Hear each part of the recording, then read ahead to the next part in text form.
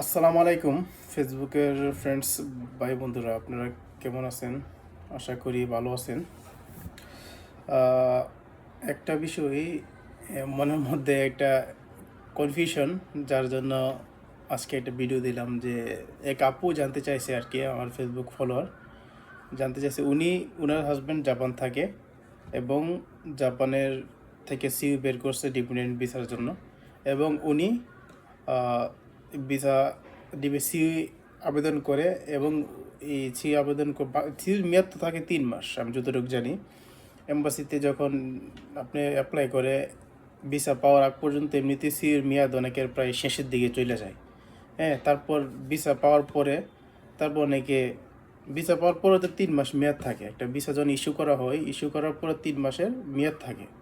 3 মাসের মধ্যে জাপান ঢুকতে হয় আমি যতটুকু জানি, যদি আমার ভুল না হয়। তো মেন তো জাপান সি তো এর মধ্যে মেয়াদ শেষ হয়ে যায় অনেকের, বাংলাদেশে আমি যতটুকু জানি। অনেকে লেট করে ফ্লাই করে, যেহেতু ভিসা পাওয়ার পরে 3 মাস মেয়াদ থাকে, এই 3 মাসের মধ্যেই জাপান ঢুকলেই চলে আমি যতটুকু জানি। এখন ওই আপুর কনফিউশন ছিল যে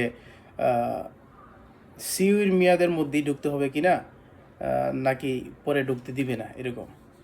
এখন এম্বাসিতে নাকি ফোন দিছিল, এম্বাসি নাকি বলছে সিউর যে মেয়াদটা, এই মেয়াদটা ফলো করে জাপান ঢোকা। তাহলে তো ওনার মেয়াদ চলে গেছে সিউর, তার কি উনি কি জাপান ঢুকতে পারবে না? এরকম তো না। যে আমি দেখলাম যে ওনার ভিসার মেয়াদ আছে আপনার এই 2026 সালের জুলাইয়ের 20 তারিখ পর্যন্ত, তাহলে তো উনি ঢুকতে পারবে, তাই না? তো আমি জানি না, এক একজন এক এক ধরনের ইনফরমেশন দিয়ে আছে, কোনটা সঠিক আর কোনটা মিথ্যা। আপনারা কারো যদি সঠিক তথ্য জানা থাকে অবশ্যই শেয়ার করবেন, কমেন্টে বলে দিন। আমার মনে হয় ভিসা ইস্যু হওয়ার পরে 90 দিনের ভিতর ঢুকলেই চলে, এটা যে কোনো দেশের জন্যই।